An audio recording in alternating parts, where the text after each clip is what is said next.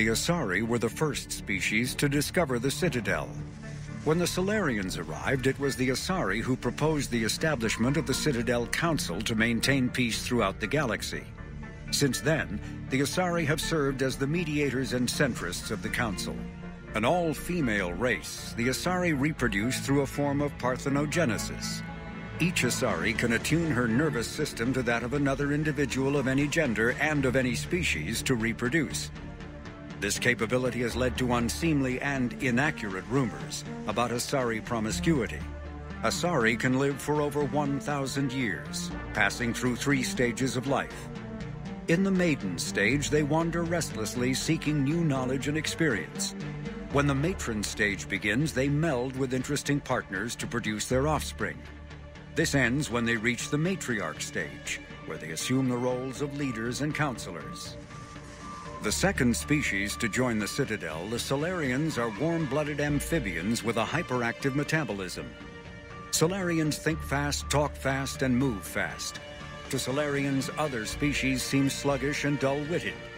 Unfortunately, their metabolic speed leaves them with a relatively short lifespan.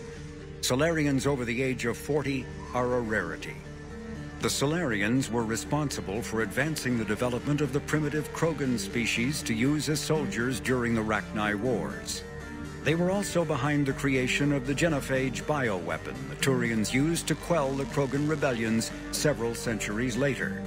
Solarians are known for their observational capability and non-linear thinking. This manifests as an aptitude for research and espionage. They are constantly experimenting and inventing, and it is generally accepted that they always know more than they're letting on. Roughly 1,200 years ago, the Turians were invited to join the Citadel Council to fulfill the role of galactic peacekeepers. The Turians have the largest fleet in Citadel space, and they make up the single largest portion of the Council's military forces. As their territory and influence has spread, the Turians have come to rely on the Solarians for military intelligence and the Asari for diplomacy. Despite a somewhat colonial attitude towards the rest of the galaxy, the ruling hierarchy understands they would lose more than they would gain if the other 2 races were ever removed. Turians come from an autocratic society that values discipline and possesses a strong sense of personal and collective honor. There is lingering animosity between Turians and humans over the First Contact War of 2157, which is known as the Relay 314 incident to the Turians. Officially, however, the 2 species are allies, and they enjoy civil, if cool, diplomatic relations. In the early 2160s, the Alliance began aggressive colonization of worlds in the Skyllian Verge, much to the dismay of the Batarians, who had been developing the region for several decades. In 2171, the Batarians petitioned the Council to declare the Verge a zone of Batarian interest. The Council refused, however, declaring unsettled worlds in the region open to human colonization. In protest, the Batarians closed their Citadel embassy and severed official diplomatic relations with the Council, effectively becoming a rogue state. They instigated a proxy war in the Verge by funneling money and weapons to criminal organizations, urging them to strike at human colonies. Hostilities peaked with the Skyllian Blitz of 2176, an attack on the human capital of Elysium by Batarian-funded pirates and slavers. In 2178, the Alliance retaliated with a crushing assault on the moon of Torfan, long used as a staging base by Batarian-backed criminals. In the aftermath, the Batarians retreated into their own systems and are now rarely seen in Citadel space. 2 centuries ago, the Hanar helped 375,000 members of the Drell race migrate to the Hanar homeworld Kage to escape the environmental extermination that had claimed the remaining 11 billion Drell. Nearly all Drell demonstrate tremendous loyalty to their famously reclusive saviors. The intimacy of their relationship, expressed in a formal socio-political alliance called the Compact, also results in extremely close personal relations, in which some Drell actually learn Hanar soul names. While most Drell reside on Kage, some assist Hanar off-world as envoys, researchers, co-investors, wayfarers, assassins, or otherwise, eager to help their saviors. For a century, galactic wisdom has held that behind any high-ranking Hanar hides a resourceful and fanatically devoted Drell. The omnivorous reptilian Drell possess an average lifespan of 85 galactic standard years. Having evolved on an arid planet, Drell face serious illness on the Hanar homeworld, especially Kepral's syndrome, a fatal bacterial lung disease. The Elcor are a citadel species native to the high-gravity world Dakuna. They are massive creatures standing on 4 muscular legs for increased stability. Elcor move slowly, an evolved response to an environment where a fall can be lethal. This has colored their psychology, making them deliberate and conservative. Elcor speech is ponderous and monotone. Among themselves, scent, slight movements, and sub-vocalized infrasound convey shades of meaning that make a human smile seem as subtle as a fireworks display. Since their subtlety can lead to misunderstandings with other species, the Elcor often go out of their way to clarify when they are being sarcastic, amused, or angry. Dakuna's high gravity impedes mountain formation. Most of the world consists of flat, open plains, which prehistoric Elcor wandered across in small family bands. Modern Elcor still prefer open sky and can become restless and uncomfortable on long starship journeys. The Geth are a humanoid race of networked AIs. They were created by the Quarians 300 years ago as tools of labor and war. When the Geth showed signs of self-evolution, the Quarians attempted to exterminate them. The Geth won the resulting war. This example has led to legal, systematic repression of artificial intelligences in galactic society. The Geth possess a unique distributed intelligence. An individual has rudimentary animal instincts, but as their numbers and proximity increase, the apparent intelligence of each individual improves. In groups, they can reason, analyze situations, and use tactics as well as any organic race. Geth space is located at the trailing end of the Perseus Arm, beyond the lawless Terminus systems. The Perseus Veil, an obscuring dark nebula of opaque gas and dust, lies between their space and the Terminus systems. The Hanar are a citadel species known for excessive politeness. They speak with scrupulous precision and take offense at improper language. Hanar that expect to deal with other species take special courses to help them unlearn their tendency to take offense at improper speech. All Hanar have 2 names. The face name is known to the world. The soul name is kept for use among close friends and relations. Hanar never refer to themselves in the first person in conversation with someone they know on a face name basis. To do so is considered egotistical, so instead they refer to themselves as this one, or the impersonal it. Their homeworld, Kage, has 90% ocean cover and orbits an energetic white star, resulting in a permanent blanket of clouds. Due to the presence of Prothean ruins on the world, many Hanar worship them, and Hanar myths often speak of an elder race that civilized them by teaching them language. When the Asari discovered the Citadel, they also discovered the Keepers, a docile, multi-limbed insect race that seemingly exists only to maintain and repair the great Prothean station. Early attempts to communicate with or study the Keepers were failures, and it is now illegal to interfere with or impede Keeper activity. Because they are completely non-threatening, Keepers have become virtually invisible to everyone else. Similarly, they seem indifferent to other species, except for their tendency to help new arrivals integrate themselves into the Citadel. No matter how many Keepers die due to old age, violence, or accident, they maintain a constant number. No one has discovered the source of new Keepers, but some hypothesize they are genetic constructs, biological androids created somewhere deep in the inaccessible core of the Citadel itself. The Krogan evolved in a hostile and vicious environment. Until the invention of gunpowder weapons, eaten by predators was still the #1 cause of Krogan fatalities. Afterwards, it was death by gunshot. When the Solarians discovered them, the Krogan were a brutal, primitive species struggling to survive a self-inflicted nuclear winter. The Solarians culturally uplifted them, teaching them to use and build modern technology so they could serve as soldiers in the Rachni War. Liberated from the harsh conditions of their homeworld, the quick-breeding Krogan experienced an unprecedented population explosion. They began to colonize nearby worlds, even though these worlds were already inhabited.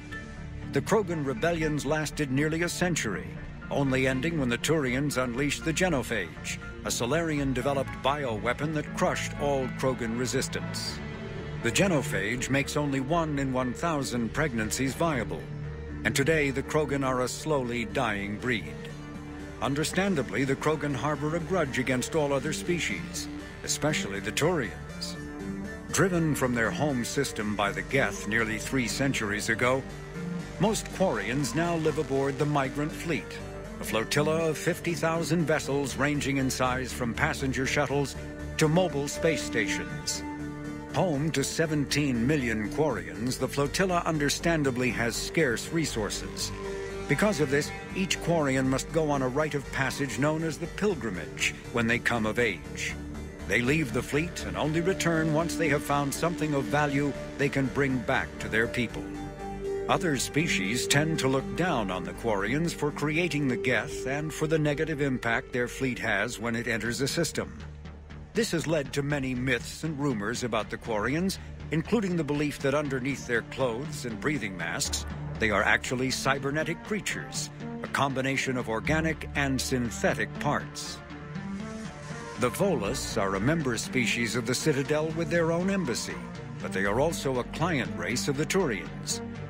Centuries ago, they were voluntarily absorbed into the hierarchy, effectively trading their mercantile prowess for Turian military protection. Irun, their home world, lies far beyond the normal life zone of its star.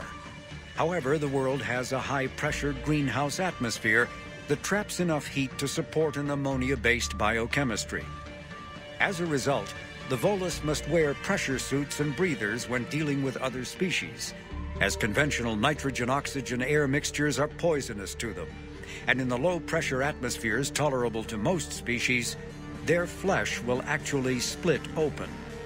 Volus culture is tribal, bartering lands and even people to gain status. This culture of exchange inclines them to economic pursuits. It was the Volus who authorized the Unified Banking Act, and they continue to monitor and balance the Citadel economy. The Citadel is an ancient deep space station presumably constructed by the Protheans. Since the Prothean extinction, numerous species have come to call the Citadel home. It serves as the political, cultural, and financial capital of the galactic community. To represent their interests, most species maintain embassies on the Presidium, the Citadel's inner ring. The Citadel Tower in the center of the Presidium holds the Citadel Council chambers. Council affairs often have far-reaching effects on the rest of the galactic community. 5 arms, known as the wards, extend from the Presidium. Their inner surfaces have been built into cities, populated by millions of inhabitants from across the galaxy. The Citadel is virtually indestructible. If attacked, the station can close its arms to form a solid, impregnable shell. For as long as the station has existed, an enigmatic race called the Keepers has maintained it. Spectres are agents from the Office of Special Tactics and Reconnaissance and answer only to the Citadel Council. They are elite military operatives, granted the authority to deal with threats to peace and stability in whatever way they deem necessary. They operate independently or in groups of 2 or 3. Some are empathetic peacekeepers resolving disputes through diplomacy. Others are cold-blooded assassins, ruthlessly dispatching problem individuals. All get the job done one way or another, often operating outside the bounds of galactic law. The Spectres were founded after the Solarians joined the Council. For many years, they operated in secrecy as backroom problem solvers. Only after the Krogan rebellions did their activities become publicized.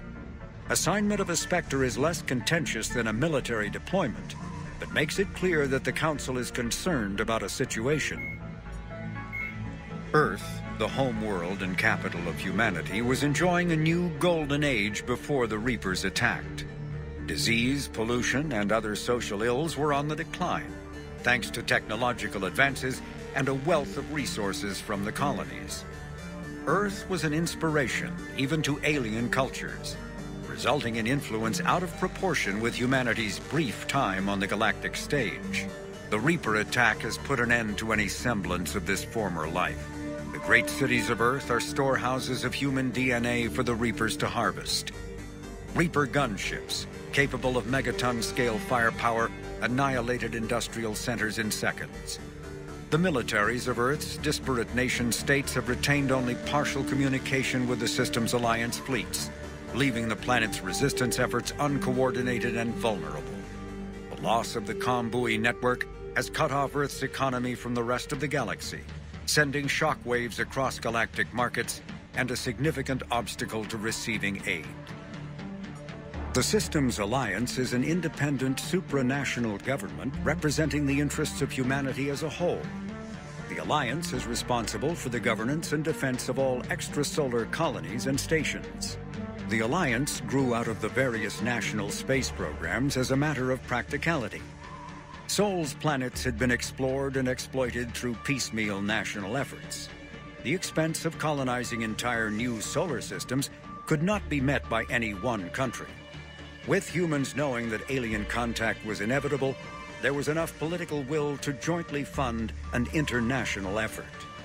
Still, the Alliance was often disregarded by those on Earth until the First Contact War. While the national governments dithered and bickered over who should lead the effort to liberate Shanxi, the Alliance fleet struck decisively. Post-war public approval gave the Alliance the credibility to establish its own parliament and become the galactic face of humanity.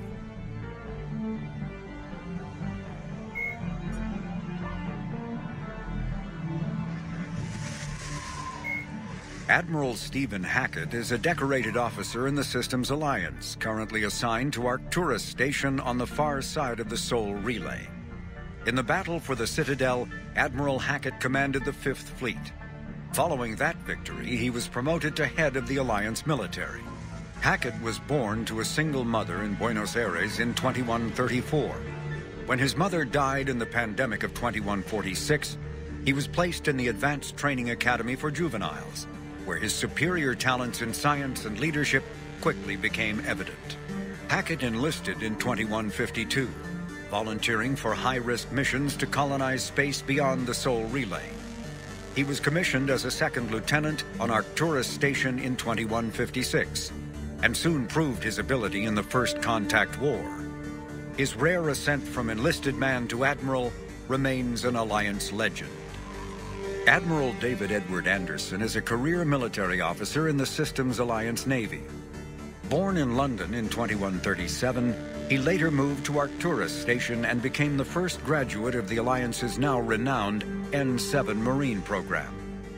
Anderson is one of the Alliance's most decorated Special Forces operatives and served with honor during the First Contact War. He was the original captain of the SSV Normandy before relinquishing command to his XO, Commander Shepard. After the Alliance victory in the Battle of the Citadel, Anderson briefly served as the Citadel's first human counselor. He soon became embroiled in a Cerberus plot to abduct his friend Kaylee Sanders, however, and learned that he was unable to live a life without action.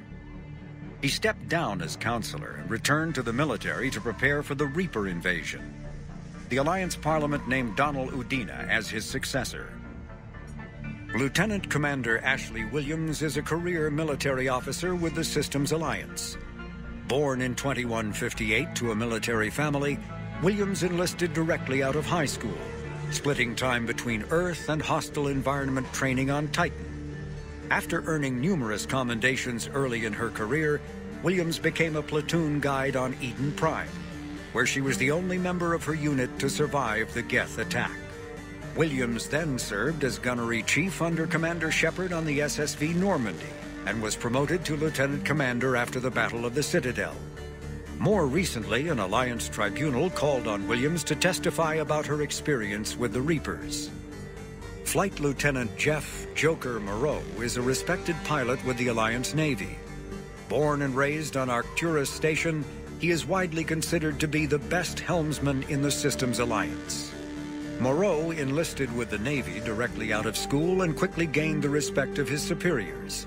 He served as pilot of both the Normandy SR-1 and its successor, the SR-2, and was at their respective helms during the Battle of the Citadel and the assault on the Collectors. Moreau suffers from Vrolik's syndrome, a rare debilitating disorder also known as brittle bone disease. Cerberus built the Normandy SR-2 as a second-generation version of the Alliance frigate SSV Normandy after the Collectors destroyed the original. The SR-2's many alterations produced a craft nearly double the original size, requiring an even larger Tantalus drive core to compensate. Its state-of-the-art Kodiak shuttle can make landings the original Normandy could not attempt. The Enhanced Defense Intelligence, an AI known colloquially as EDI, coordinates many of the ship's combat functions, assisting and even supplanting human piloting. The Alliance has recently appropriated and refurbished the SR-2.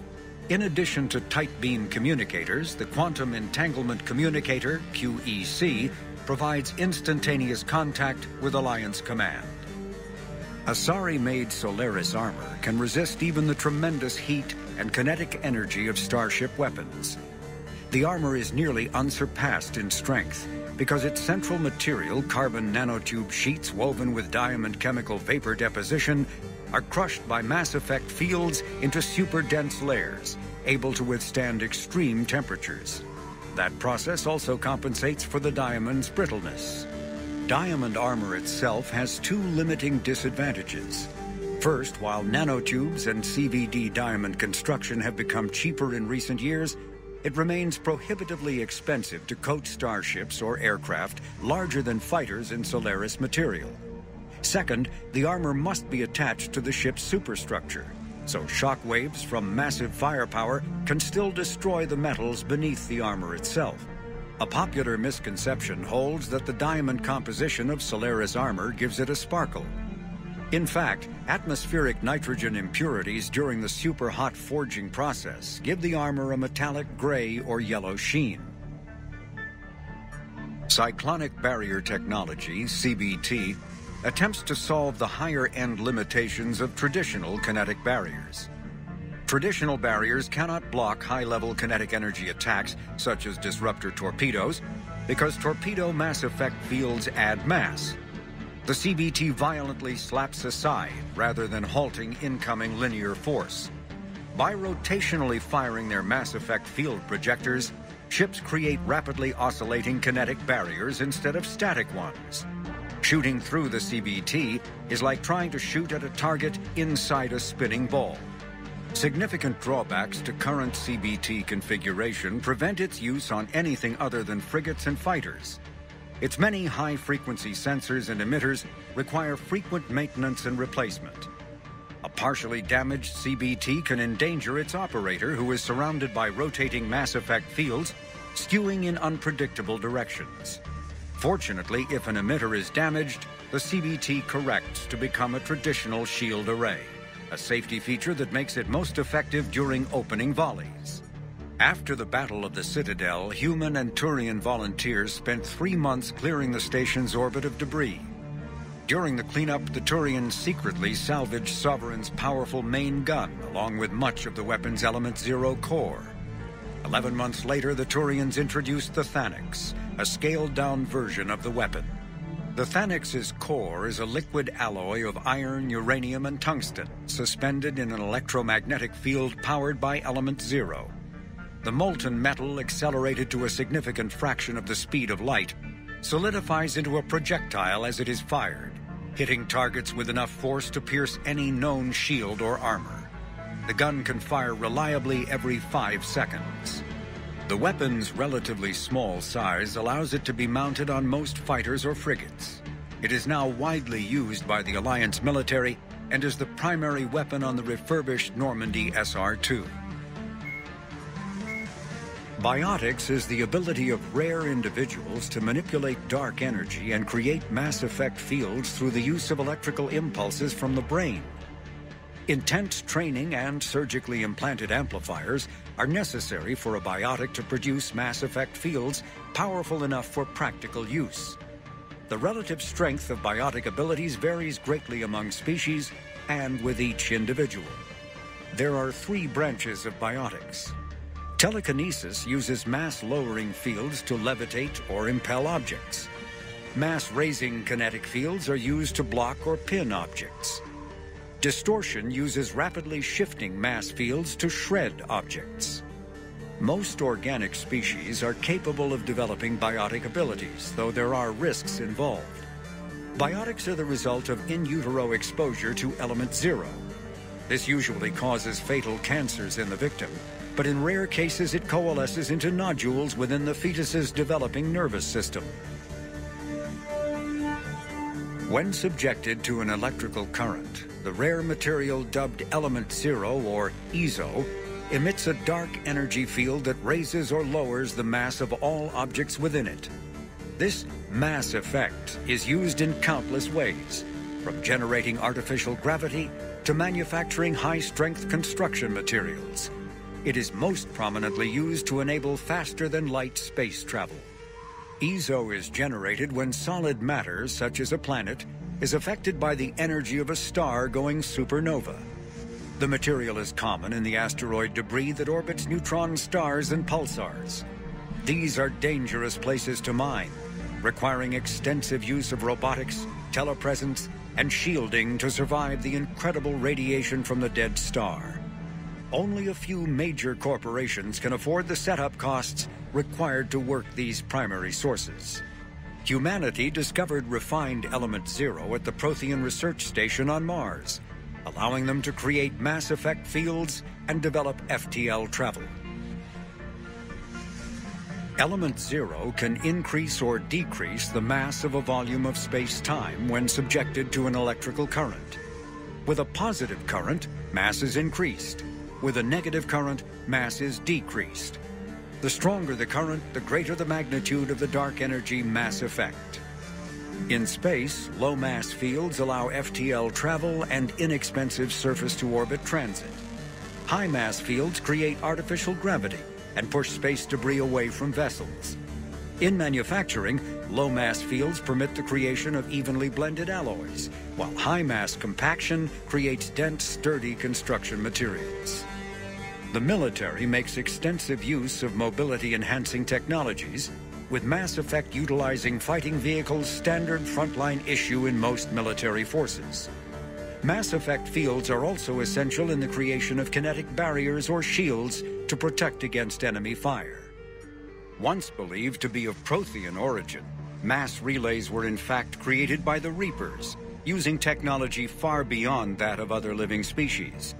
The enormous structures, scattered throughout the stars, create corridors of virtually mass-free space. This allows instantaneous transit between locations normally separated by years or even centuries, using conventional FTL drives. Primary mass relays can propel ships thousands of light years. The flight path, however, is fixed to a single relay elsewhere in the galaxy. By contrast, secondary relays, while only capable of propelling ships a few hundred light years, can reach any other relay within their limited range. Many primary relays lie dormant, their destinations not yet known. These relays are often left inactive on purpose, as established civilizations are unwilling to blindly open a passage that might connect them to a new hostile species. The Reapers do not share the same concern, and freely use the dormant relays. Metagel is a common medicinal salve used by paramedics, EMTs, and military personnel. It combines several useful applications: a local anesthetic, disinfectant, and clotting agent all in one. Once applied, the gel is designed to grip tight to flesh until subjected to a frequency of ultrasound. It is sealable against liquids, most notably blood, as well as contaminants and gases. The gel is a genetically engineered bioplasm created by the CERTA Foundation, a medical technology megacorp based on Earth. Technically, Medigel violates Council laws against genetic engineering, but so far it has proved far too useful to ban. Omni-tools are handheld devices that combine a computer microframe, sensor analysis pack, and manufacturing fabricator. Versatile and reliable, an Omni-tool can be used to analyze and adjust the functionality of most standard equipment, including weapons and armor, from a distance. The fabrication module can rapidly assemble small three-dimensional objects from common reusable industrial plastics, ceramics, and light alloys. This allows for field repairs and modifications to most standard items, as well as the reuse of salvaged equipment. Omni-tools are standard issue for soldiers and first-in colonists. The Reaper called Harbinger is believed to be the oldest and largest in the Reaper Armada.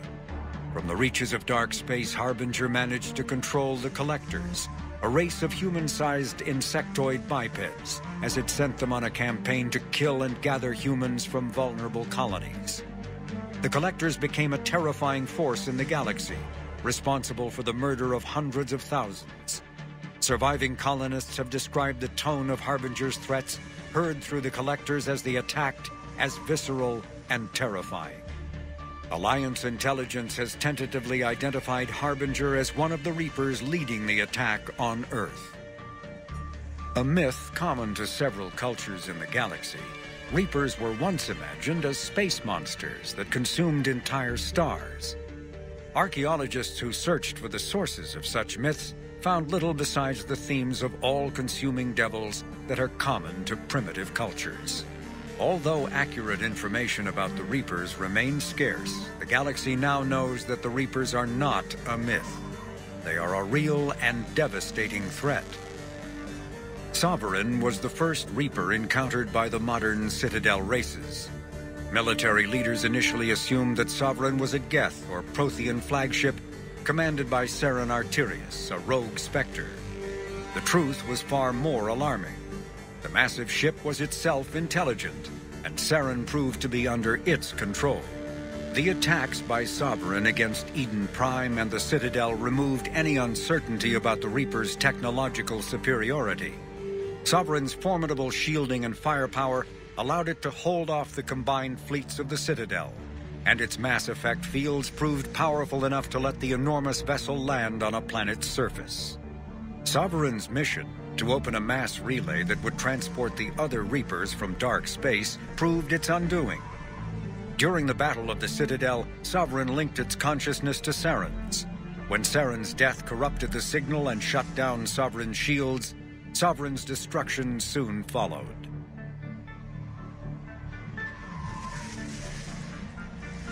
Cannibals are frontline Reaper units created from corrupted Batarians. The nickname refers to their propensity to devour the bodies of fallen comrades. This triggers a biochemical process through which the cannibals spontaneously heal themselves and grow new chitinous armor. The transformation also appears to give cannibals a greater awareness of their surroundings, leading to more strategic behavior and careful use of battlefield cover. Husks are the aggressive, mindless foot soldiers of the Reaper armies. They are created by impaling either living or dead humans on mechanical spikes that rapidly extract water and trace minerals and replace them with cybernetics. These cybernetics reanimate the lifeless flesh and tissue, transforming the bodies into horrifying killing machines. The Reapers use large groups of husks to overwhelm the enemy. The husks' inability to feel pain, as well as their tendency to attack in groups, makes them particularly deadly adversaries. Although melee combat applications for the Omni-tool are almost as old as the device itself, the feature was largely unused prior to the Reaper invasion. The need to take on multiple husks in close quarters forced the Alliance to develop ways to enhance the tool's offensive capability. The most common melee design is the Omni-Blade, a disposable silicon carbide weapon flash-forged by the tool's mini-fabricator. The transparent, nearly diamond-hard blade is created and suspended in a mass effect field safely away from the user's skin. Warning lights illuminate the field so the searing hot blade only burns what it is intended to: the opponent. More technically adept soldiers frequently modify their Omni tools to maximize stopping power through electrical, kinetic, or thermal energy. Some troops integrate the weapon with their kinetic barriers, transforming the Omni tool into a wrist-mounted bludgeon. Others fabricate flammable gases, held in place by a mass effect field and ignited upon impact. All prove deadly surprises for opponents who expect a disarmed Alliance warrior.